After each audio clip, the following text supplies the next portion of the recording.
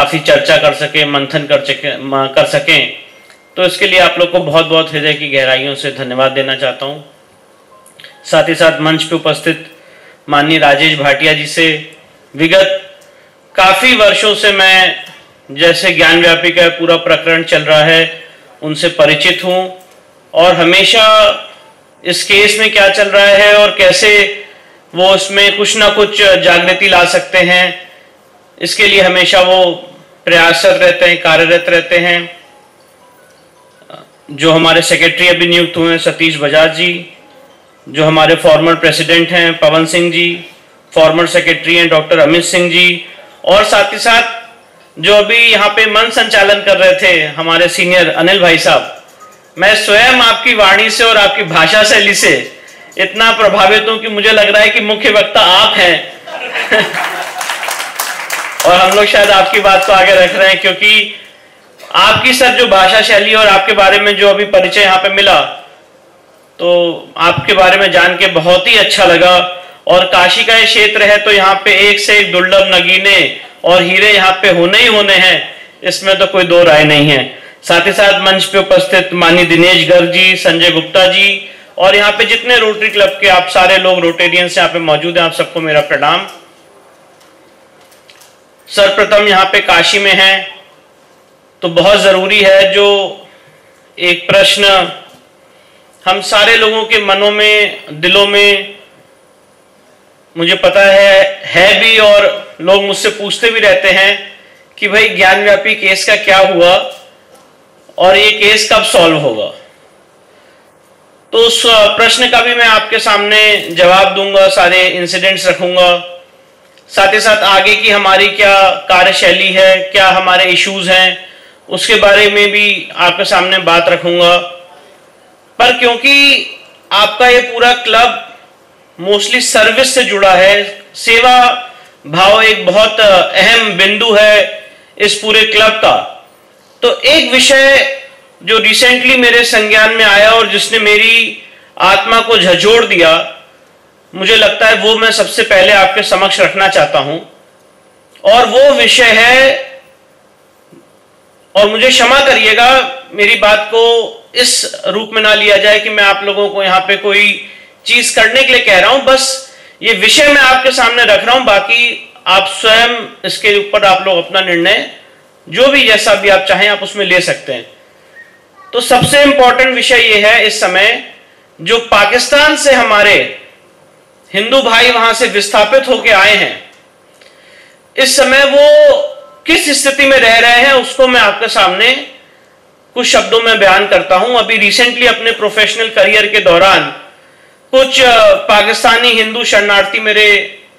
Office में आए, और अगर इनकी संख्या देखी जाए तो इस समय करीब 1 करोड़ लोग हैं, 1 CR टोटल 1 करोड़ लोग हैं, जिनमें से कुछ लोगों को नागरिकता मिली है और कुछ लोग ऐसे हैं जिनको नागरिकता नहीं मिली है। जो लोग 2014 के बाद से आए उनको नागरिकता नहीं मिली है, जो 2014 के पहले आए हैं उनको केंद्र सरकार ने CAA के तहत नागरिकता दी है। तो अब स्थिति यह है, और मैं जब उनसे ब्रीफिंग ले रहा था और मैं जब उनसे कॉन्फ्रेंस कर रहा था, तो वो एक्चुअली मेरे पास इसलिए आए थे। वो मजनू का टीला दिल्ली में, अगर आप लोग जानते हो, सिग्नेचर ब्रिज के पास एक रेफ्यूजी कैंप है मजनू का टीला, तो वहां पे वो लोग रह रहे हैं। करीब 250 परिवार हैं, करीब 1000 लोग हैं, और जो DDA है उसने आदेश दे दिया कि इनका कैंप डिमोलिश किया जाए, इसको तोड़ दिया जाए। हम सब लोग जानते हैं कि जब हल्द्वानी की घटना हुई थी और वहां पे रेलवे लाइन के पास इलीगल तौर पे एक समाज, एक वर्ग रह रहा था, और जब हाईकोर्ट ने आदेश भी दिया उनको हटाने का, तो सुप्रीम कोर्ट ने उस पर रोक लगा दी। पर यहां पे कोई सुनवाई नहीं हो रही थी, और ये लोग इतने ज्यादा, जिसे कह सकते हैं फाइनेंशियल तो इनके सामने है ही नहीं, मतलब इतने ज्यादा टूटे हुए हैं कि शायद 2 वक्त की जो रोटी है वो भी उनके लिए अरेंज करना एक बहुत ही मुश्किल काम है। तो वो मेरे पास आए थे ये कहते हुए कि सर, हमारा जो हमने इतनी मुश्किल से पिछले 2013-14 से हम यहाँ पे रह रहे हैं, पिछले 10-12 सालों में हमने जो बड़ी मुश्किल से झुग्गी झोपड़ी अपनी बनाई है, अगर ये भी गवर्नमेंट तोड़ देगी तो हम लोग कहां जाएंगे। और जब उनसे चर्चा मंथन किया तो बहुत सारे चीजें नॉलेज में आई और वो नॉलेज मैं आपसे शेयर कर रहा हूं, क्योंकि समाज में रह रहे हम लोग तो बहुत जरूरी है कि क्या समस्या चल रही है उसके बारे में हम सारे लोगों को पता होना चाहिए। एक्चुअल ग्राउंड लेवल की समस्या क्या है वो मैं आपके सामने रख रहा हूं। तो उनको सिटीजनशिप तो दे दी गई, पर आज उन लोगों के पास इतने रुपए भी नहीं है कि वो पासपोर्ट ले सकें। तो मैंने उनसे पूछा कि जब आपको सिटीजनशिप का सर्टिफिकेट दे दिया है सरकार ने, तो पासपोर्ट लेने में क्या दिक्कत है? तो उन्होंने कहा सर, पासपोर्ट लेने के लिए जो फीस है वो करीब 5,000 रुपए है पर पासपोर्ट। तो हम लोग के पास 5,000 रुपए है ही नहीं देने के लिए, हम लोग कहां से देंगे? तो इसके लिए अभी मैं माननीय सुप्रीम कोर्ट में जनहित याचिका दायर करने जा रहा हूं कि इन 1 करोड़ लोगों के लिए जो 5,000 रुपए की पासपोर्ट की फीस है वो छोड़ दी जाए, और मुझे पूरी उम्मीद है कि इसमें हम लोग विजयी होंगे। फिर मैंने उनसे पूछा कि चलिए ये वाली समस्या तो आपकी सॉल्व हो गई, मैंने कोई गारंटी तो कोई वकील नहीं ले सकता है, पर जो मेरा लीगल एक्यूमेन और सेंस कहता है और जो एक सेंस ऑफ जस्टिस है, तो मुझे पूरी उम्मीद है कि 5,000 रुपए का शुल्क माफ हो जाएगा। मैंने उनसे पूछा आगे क्या समस्या है? तो उन्होंने कहा सर, हमारा ये जो मजनू का टीला जहां हम लोग रह रहे हैं, ये डिमोलिशन का नोटिस आ गया है और ये तोड़ने जा रहे हैं। तो उसमें भी हम लोगों ने विजय हासिल की और उस वो डिमोलिशन के नोटिस को रुकवा दिया गया है और वो डिमोलिश अब नहीं होगा, वो भी एक चीज हो गई। फिर मैंने कहा और क्या समस्या है? तो वो लोग मेरे सामने टूट गए, कहने लग गए, उन्होंने वो दुख और दर्द बताया कि किस तरह से पाकिस्तान में जब वो लोग रह रहे थे, किस तरह से उनकी माताओं बहनों का उनके सामने रेप किया जाता था, किस तरह से टॉयलेट साफ करने के लिए बद से बदतर जिंदगी, जिसे कहते हैं बद से भी बदतर, अगर मानवता भी शर्मसार हो जाए ऐसा जीवन वो व्यतीत कर रहे थे, क्योंकि वो एक मूर्ति पूजक हिंदू थे और बड़ी मुश्किल से अपनी जान बचा के, अपनी इज्जत आबरू बचा के, लुटा के, हर एक चीज करके आज वो सिग्नेचर ब्रिज के नीचे रह रहे हैं, अलग अलग झुग्गियों में रह रहे हैं। तो मैंने उनसे पूछा कि कैसे, क्या कर सकते हैं आपके लिए, कैसे आपके जीवन में हम लोग या मेन स्ट्रीम सोसाइटी कैसे चेंज ला सकती है? तो उन्होंने मुझसे बताया कि सर, हम लोग यहाँ पे झुग्गी झोपड़ी तो हमारी पास है, पर हम लोग रेडी पटरी भी लगाते हैं, उसके माध्यम से रोजगार जनरेट करने की कोशिश करते हैं, पर वहां पे भी लोग हम लोग को धक्का मार के भगा देते हैं। तो हम लोग वहां पे खेती करते थे, तो अगर हम लोग को खेती का कोई अवसर मिल जाए, या आज मेन स्ट्रीम सोसाइटी में अगर आज हम लोग की एक ऐसी स्किल डेवलपमेंट हो जाए, उसके माध्यम से हम लोग स्वयं रोजगार जनरेट कर सकें। तो मैं आपके माध्यम से कहना चाहता हूं कि पाकिस्तानी विस्थापित हिंदुओं के लिए मैं आपके सामने विषय रख रहा हूं कि हम सारे लोगों को मिलकर एकत्रित होकर यह जरूर सोचना चाहिए कि आज हम लोग समग्र समाज उनको मेन स्ट्रीम में कैसे इंटीग्रेट कर सकते हैं। उनके जीवन में जो उन्होंने एक नर्क जैसा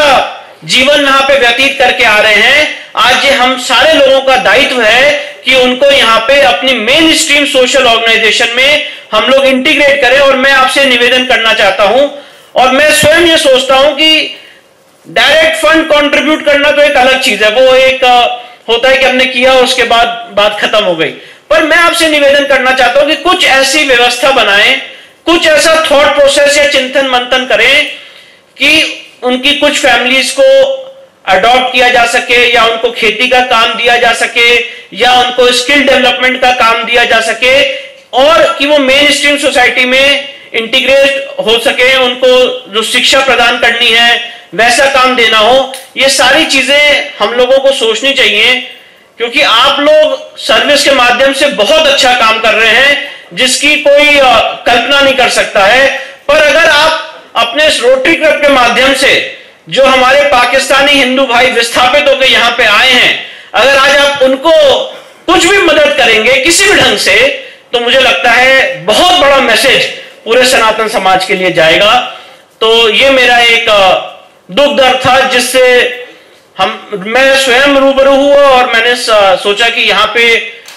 क्योंकि काशी क्षेत्र है और आप सारे लोग हमेशा एग्जाम्पल्स के लिए जाने जाते हैं, एग्जाम्पल्स आपके हम लोग देते हैं, तो इस धर्म नगरी में बात रखना बहुत जरूरी है। साथ ही साथ जिस तरह से अभी मैं ज्ञान व्यापी के विषय में कुछ आपके सामने बातें रखना चाहता हूं, उससे पहले मैं बताना चाहता हूं कि हम सारे लोगों के बीच मेरे परम आदरणीय मेरे सीनियर माननीय सतीश जैन भाई साहब यहाँ पे बैठे हुए हैं। और हमारे इस जितना भी ज्ञान व्यापी का केस है, शायद आप लोग को दिख रहा होगा कि चेहरा मैं हूं, पर हमारे जो एक ताकत है या हम लोग का जो मार्गदर्शन है या हम लोग का जो सपोर्ट है, वो माननीय सतीश जैन भाई साहब ने, उनके परिवार ने किया है। और मैं ऐसा मानता हूं कि कहीं ना कहीं रोटरी क्लब का, क्योंकि आपके रोटेरियन हैं तो आप लोग सब सारे लोगों का उसमें बिल्कुल बहुत बड़ा योगदान है। बहुत सारी ऐसी चीजें हैं जो हमने सर से डिस्कस की हैं, उनका मार्गदर्शन लिया है और उनकी बहुत मदद और बहुत गाइडेंस इस ज्ञान व्यापी के केस में मिली है। तो सबसे इंपॉर्टेंट पहलू यह है कि पिछले विगत आप सारे लोग जानते होंगे कि 3 साल से ज्ञान व्यापी के केस में करीब 2022 से बहुत ज्यादा प्रोग्रेस हुई है। जिस तरह से यहाँ पे एडवोकेट कमीशन का सर्वे हुआ 6 और 7 मई, 14, 15 और 16 मई 2022 को, जिसमें सारे सबूत, निशान, वेस्टर्न वॉल, संस्कृत के श्लोक, कटे हुए खंबे, कटी हुई मूर्तियां, ये सारी चीजें हम लोग को मिली। और पहली बार ऐसा हुआ कि कोई एक लीगल टीम इस परिसर के अंदर, जो बैरिकेडेड परिसर था, उसके अंदर गई और उसकी जांच की, उसको कैमरा के साथ रिकॉर्ड किया। ये एक बहुत अभूतपूर्व सक्सेस थी और यहां से लेकर सुप्रीम कोर्ट तक इस मामले पे कोई रोक नहीं लगी। वहां पे सर्वे की पूरी एक्सरसाइज हुई और 16 मई 2022 को वहां पे शिवलिंग की हम लोग को प्राप्ति हुई, जिसको हम लोग शिवलिंग कहते हैं और जो दूसरा पक्ष है वो उसको फाउंटेन कहता है। और अगर आज आप इसको कनेक्ट करें उदयपुर फाइल से,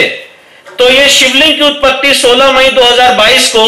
एक बहुत बड़ा कारण बनी। और आज जो उदयपुर फाइल्स है, इनका उनका डायरेक्ट कोरिलेशन है। उदयपुर फाइल्स का एक्चुअल नाम जो पढ़ने वाला था वो ज्ञान व्यापी फाइल्स था, पर सेंसर बोर्ड ने ज्ञान व्यापी फाइल्स के ऊपर ऑब्जेक्शन जाहिर किया, इसलिए उसका नाम उदयपुर फाइल्स पड़ा। और जब 16 मई 2022 को शिवलिंग की प्राप्ति हुई तो शिवलिंग के एरिया को हमने सील कराया। सारे लोगों ने वहां पे नमः पार्वती पते हर हर महादेव के उद्घोष लगाए। और आप सब जानते होंगे कि जब 22 जनवरी 2024 को प्राण प्रतिष्ठा होनी थी राम मंदिर की, तो उस समय जो हमारे देश के माननीय प्रधानमंत्री हैं, उन्होंने एक आह्वान किया था और सारे लोगों ने आह्वान किया था, सारे वरिष्ठ संगठनों ने आह्वान किया था कि देश के जो मंदिर हैं, प्राण प्रतिष्ठा से ठीक पहले उसको साफ किया जाए, उसको नीट एंड क्लीन किया जाए, कि जब वहां पे 22 जनवरी को प्राण प्रतिष्ठा हो रही राम मंदिर की, तो हमारे जो समाज में हर एक मंदिर है वो भी स्वच्छ रहे। और ईश्वर का संजोग देखिए कि इस 16 मई 2022 को जो शिवलिंग की प्राप्ति हुई थी, तो वो इस तथाकथित मस्जिद के फर्स्ट फ्लोर पे है और वहां पे वजू टैंक है और उसमें बहुत सारी मछलियां उस समय हुआ करती थी। समय जैसे बीतता गया, पिछले विगत 2 सालों में 2022 से 2024 के बीच में मछलियां उस पॉन्ड में मर गई और वहां पे इस तरह की बदबू फैली हुई थी कि जो हम लोग भी जब दर्शन करने जा रहे थे, तो जब बाबा के आज जो रानी अहिल्याबाई होलकर ने मंदिर स्थापित किया है, जब वहां पे भी दर्शन करने जा रहे थे तो बहुत ज्यादा दुर्गंध और बदबू आ रही थी। और हमने सुप्रीम कोर्ट में याचिका लगाई कि इस शिवलिंग के इर्द गिर्द बहुत सारी मछलियां मर गई हैं और वहां पे बहुत ज्यादा दुर्गंध फैल रही है। और समय का संजोग देखिए कि सुप्रीम कोर्ट ने ऑर्डर पास किया कि इस शिवलिंग के इर्द गिर्द का जो एरिया है, इसको सफाई की जाए प्रशासन द्वारा। और ठीक 22 जनवरी से 3 दिन पहले यहां पे जो साफ सफाई है, वो भी साफ सफाई यहां पे हुई। और मैं आपके सामने स्पष्ट रूप से कहना चाहता हूं कि किसी भी भ्रम में हम लोगों को आने की जरूरत नहीं है। उस शिवलिंग को स्वयं मैंने स्पर्श किया है। बहुत सारे लोगों ने अलग अलग थ्योरी दी, पर मैं आपके सामने कुछ फैक्टर्स रख रहा हूं और आप लोग स्वयं जज हैं कि वो शिवलिंग है कि फाउंटेन है। सबसे पहला कारण यह है, जिसको मैं मानता हूं कि वो शिवलिंग है, उसका कारण है कि ये वजू टैंक है। आप सारे लोगों ने उसकी इमेजेस देखी हुई हैं। इस वजू टैंक के जो फर्स्ट फ्लोर पे है, उसके बीचों बीच है। और जो एएसआई ने भी अपनी बात ऑन रिकॉर्ड कोर्ट में कही है, मैं वो बता रहा हूं। एएसआई ने भी अपने एफिडेविट में कहा है कि प्राइमा फेसाई ये जो जगह है, ये जो हमें दिख रहा है स्ट्रक्चर, ये मिलियंस ऑफ ईयर्स ओल्ड लग रहा है, करोड़ों साल पुराना लग रहा है। ये बात एएसआई ने ऑन एफिडेविट कही है। दूसरी सबसे इंपॉर्टेंट बात, ये नीचे से आ रहा है, इन सिटू रॉक है, नीचे से उत्पन्न हो रहा है, ये भी बात कही गई है। और तीसरा सबसे इंपॉर्टेंट फैक्टर है जिससे यह साबित हो सकता है, या एक तरह से कह सकते हैं जब तक एएसआई का सर्वे ना हो तब तक जो हम लोग गैदर कर सकते हैं, इस पूरे एरिया को हमने 16 मई 2022 को कहा कि यह शिवलिंग है। उसके बाद ऐसा नहीं हुआ कि हम अपनी बात पे पीछे हट गए। हमने इसके लिए इलाहाबाद हाईकोर्ट में एप्लीकेशन लगाई और हमने कहा कि इसकी एएसआई द्वारा जांच हो कि यह शिवलिंग है कि फाउंटेन है। 12 मई 2023 को ऑनरेबल इलाहाबाद हाईकोर्ट ने आदेश पारित किया और उससे पहले कंट्रोवर्सी मची कि विष्णु शंकर जैन जो हैं ये शिवद्रोही हैं, ये जांच के माध्यम से शिवलिंग को खंडित करना चाहते हैं और ये इनकी ही रणनीति है कि वहां पे शिवलिंग खंडित हो जाए। तो हमने इलाहाबाद हाईकोर्ट में मांग की कि बिना शिवलिंग को टच किए हुए, बिना उसको छुए हुए इसकी जांच की जाए और इर्द गिर्द जो दीवार बना रखी है उसको तोड़ा जाए और यह पता चले कि शिवलिंग कितने नीचे तक गया हुआ है, क्योंकि हमारा यह सेंस कहता है कि यह शिवलिंग काफी नीचे तक गया हुआ है। 12 मई 2023 को ऑनरेबल इलाहाबाद हाईकोर्ट ने इसके एएसआई सर्वे के जांच के आदेश दिए और आप सब लोग जान के हैरान हो जाएंगे कि जो लोग ये कह रहे थे कि ये फाउंटेन है,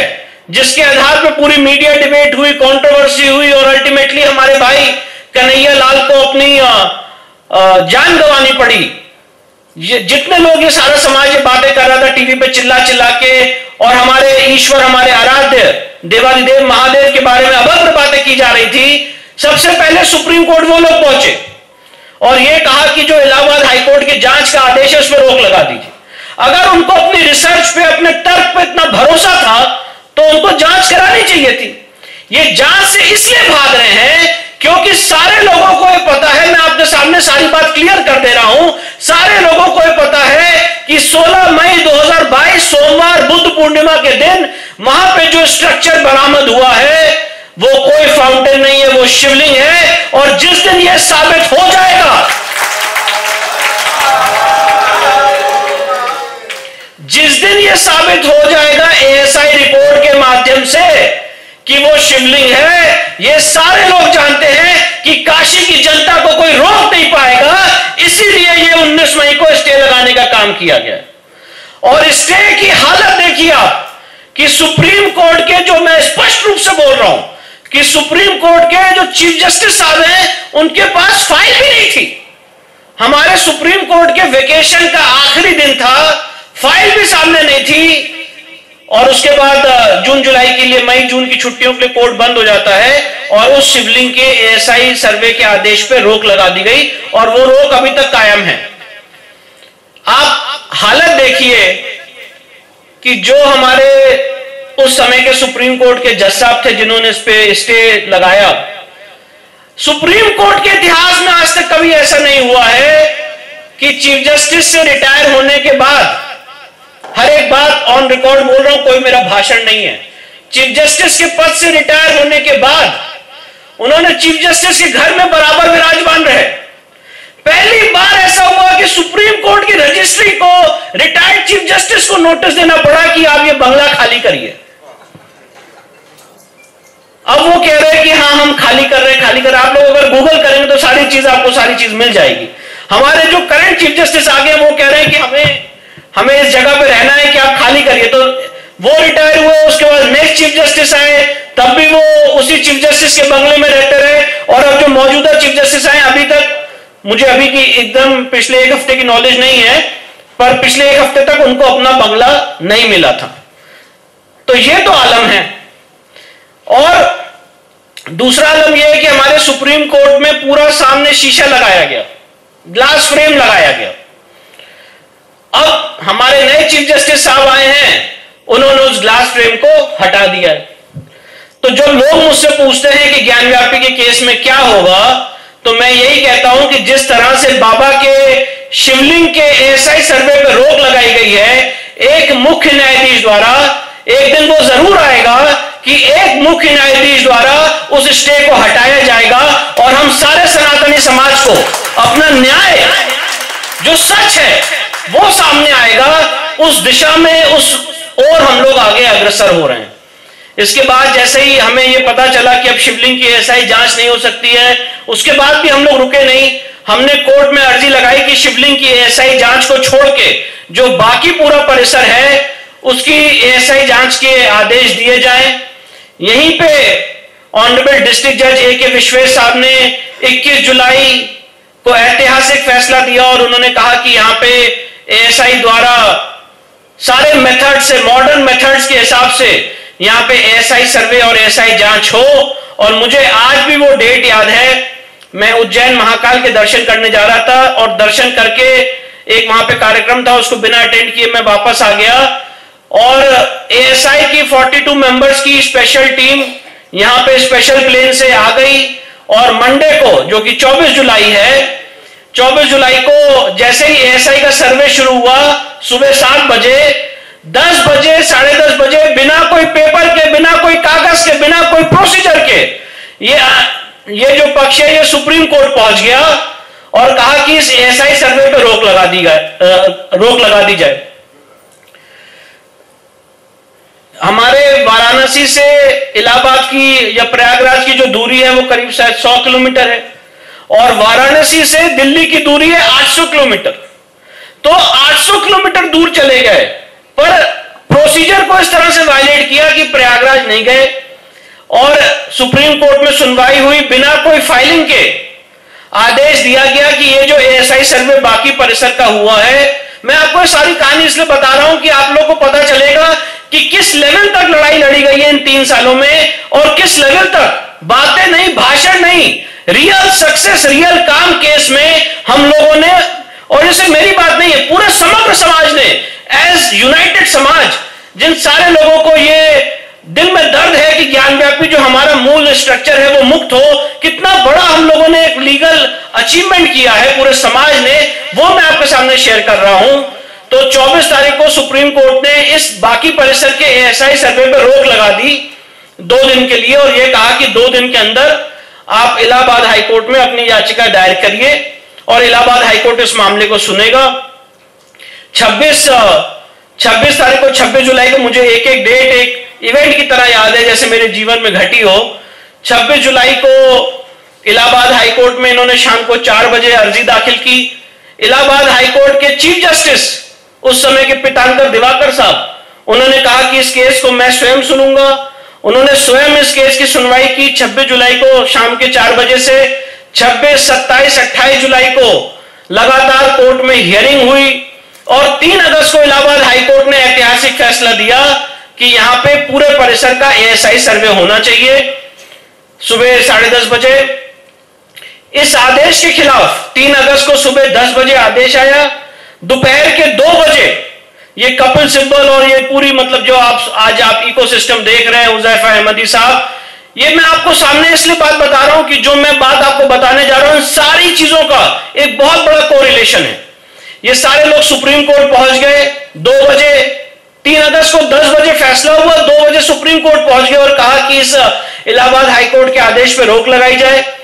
और रात के 10 बजे तक वो भी सुप्रीम कोर्ट में बैठे रहे और मैं भी सुप्रीम कोर्ट में बैठा रहा, पर फॉर्चुनेटली उस दिन सुप्रीम कोर्ट रात के 10 बजे इनके लिए नहीं खुला।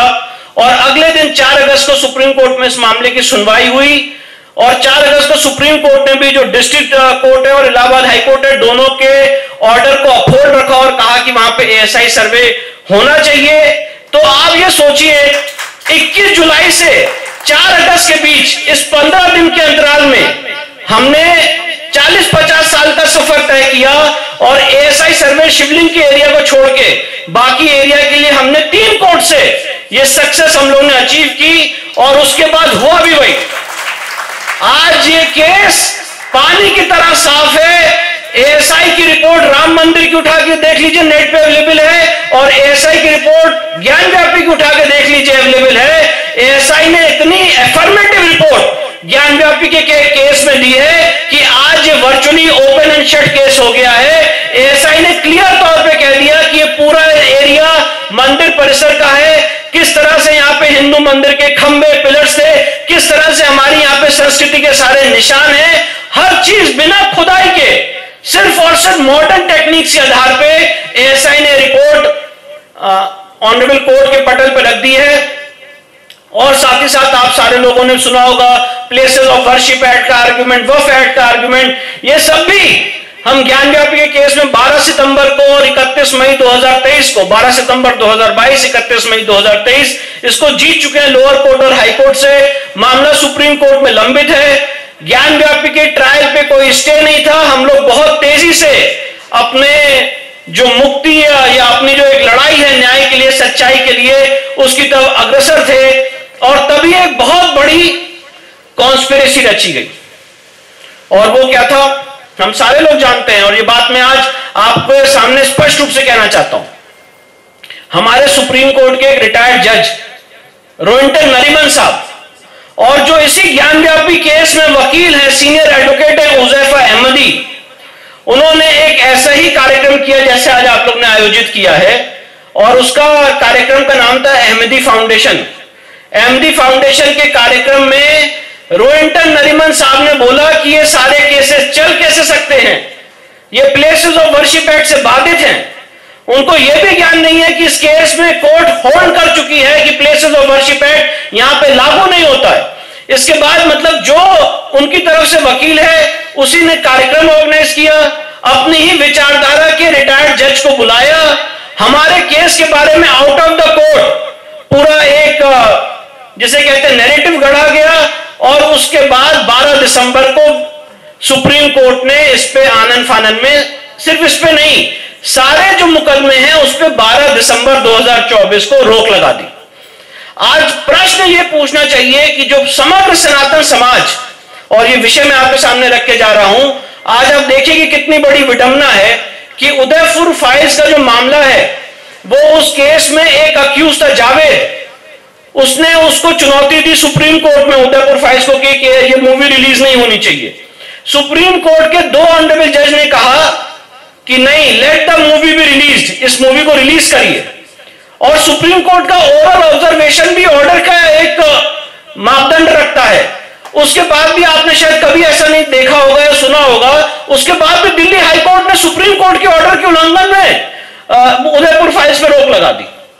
और आज उदयपुर फाइल्स रिलीज हो कि ना हो, ये एक बहुत बड़ा विषय बना हुआ है। इसी तरह से मैं आज हमारे सामने सबसे बड़ा वैक्यूम ये है कि जिस तरह से हुज़ैफा अहमदी और अहमदी फाउंडेशन ने ये पूरा एक कार्यक्रम आयोजित किया और सुप्रीम कोर्ट के रिटायर्ड जज आए जिन्होंने इसके बारे में बात रखी। आज क्या कितनी बड़ी विडंबना है कि आज कोई सुप्रीम कोर्ट का रिटायर्ड जज ऐसा आपको नहीं मिलेगा जो राम मंदिर के विषय पे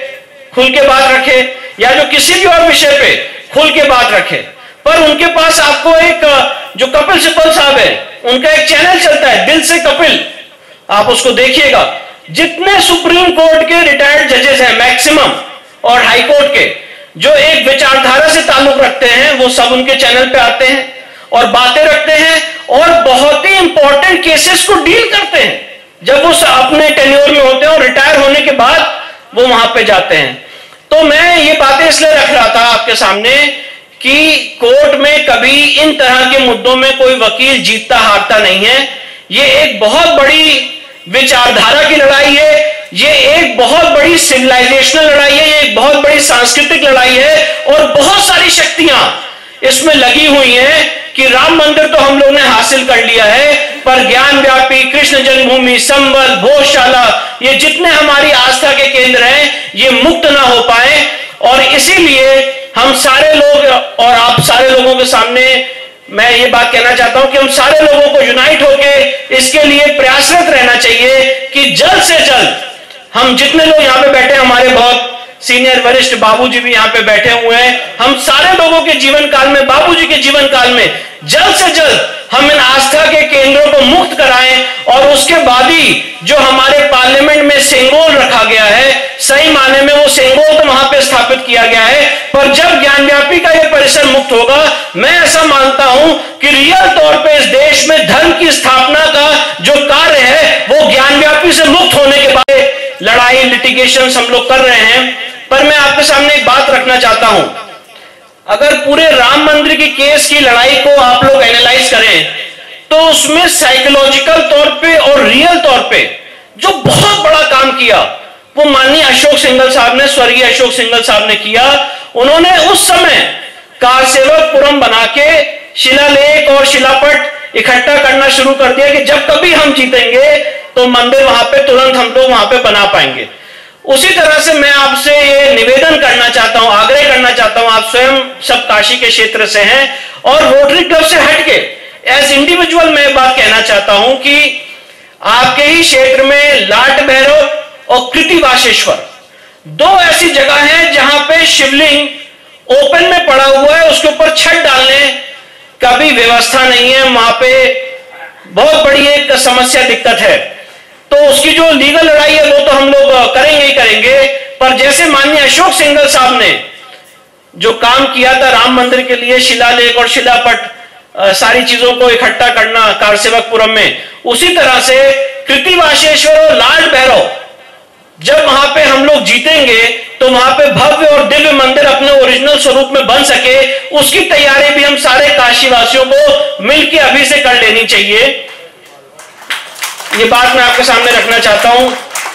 आप सारे लोगों ने देखा कि किस तरह से संभल का केस किया गया, किस तरह से वहां पूरी कार्रवाई की गई। सारे लोग यहाँ पे जितने बात बैठे हैं सारी चीजें जानते हैं, ज्यादा मैं समय नहीं लूंगा। मैं बस सिर्फ और सिर्फ इतना कहना चाहता हूं कि ये जितनी हमारी मंदिर मुक्ति के कार्य चल रहे हैं ये बहुत जोर शोर से चलते रहेंगे। जो भी ऐसे कानून हैं जो संविधान के खिलाफ है, समस्त सनातन समाज की आत्मा के खिलाफ है, उसको सुप्रीम कोर्ट में, हाई कोर्ट में हम लोग चुनौती दे रहे हैं। चाहे वो प्लेसेस ऑफ वर्शिप एक्ट हो, चाहे वो वक्फ एक्ट हो, चाहे वो मंदिर अधिग्रहण के कानून हो। जिस तरह से आज देश में भारी मात्रा में कन्वर्जन हो रहा है और कन्वर्जन से डेमोग्राफी चेंज करने की एक सुनियोजित साजिश चल रही है, इसके लिए भी हम लोग को अलर्ट होने की जरूरत है। आप सब लोग इंफॉर्मेशन टेक्नोलॉजी का दौर है, आप सब लोग गूगल करिएगा और देखिएगा जोशुआ प्रोजेक्ट। जोशुआ प्रोजेक्ट के माध्यम से आज ट्राइबल एरियाज में, नॉर्थ ईस्ट के एरियाज में, अलग अलग जगहों पे इतनी डीप इंटेंसिव रिसर्च है कि अगर छत्तीसगढ़ के एक विलेज में, एक गांव में कोई ट्राइबल समाज एक लैंग्वेज जानता है तो उसी लैंग्वेज की डीप रिसर्च है और वहां पे उनको कैसे कन्वर्ट किया जाए इसकी पूरी एक प्लानिंग योजना, ये सारी चीजें चल रही हैं। ऐसे एरियाज हैं हमारे नॉर्थ ईस्ट में, आप अगर दफना दोगे तो आपको हम ये सारी चीजें देंगे। इस तरह की घटनाएं सामने आ रही हैं नॉर्थ ईस्ट में, मेघालय में, जहां पे एक तरफ भारत है, एक तरफ बांग्लादेश है और जो ट्राइबल कम्युनिटी है वो बीच में नदी बह रही है, नदी में एक जरा सा जमीन का टुकड़ा है, वहां पे जाके अपने लोगों को उनका क्रियाक्रम और संस्कार कर रही है, क्योंकि बांग्लादेश में जा नहीं सकते और भारत जिस तरफ है वहां पे सारे क्रिश्चियन जो समाज के लोग हैं वो हैं और वो कहते हैं कि यहाँ पे आप जला नहीं सकते हो, तो नदी के बीच में जमीन के एक टुकड़े में वो अपना अंतिम संस्कार कर रहे हैं। इस तरह से लोग अपना धर्म बचा रहे हैं। हमारे बीच में हमारे सिख समाज के जो हमारे सीनियर हैं वो यहाँ बैठे हुए हैं। हम सारे लोग जानते हैं कि किस तरह से हमारे गुरुओं ने त्याग किया, अपने धर्म को नहीं छोड़ा और आज एक सुनियोजित साजिश से पंजाब, अलग अलग देश के नॉर्थ ईस्ट राज्यों में भारी मात्रा में कन्वर्जन का एक रैकेट चलाया जा रहा है और प्रलोभन देके, अपना नाम बदल के, गलत झूठ बोल के, कलावा पहन के हमारे पूरे एक सोसाइटी में पेनिट्रेट करने का काम किया जा रहा है कि यहां की डेमोग्राफी बदली जा सके, जिस तरह से यूके में काम किया गया है। तो इसके लिए भी हम लोगों को जागरूक होने की बहुत ज्यादा जरूरत है। आप लोग निश्चित तौर पे बहुत बड़ा काम कर रहे हैं, बहुत अच्छी सर्विस और सेवा का काम कर रहे हैं, पर ये सारे जो विषय मैंने आपके सामने रखे हैं इसके ऊपर भी आप लोग सारे लोग इकट्ठा होकर इसके बारे में सोचिएगा। आप लोगों ने मुझे इतनी धैर्यता पूर्वक सुना, इसके लिए आप सबको फिर से प्रणाम और धन्यवाद। नमः पार्वती पते, हर हर महादेव।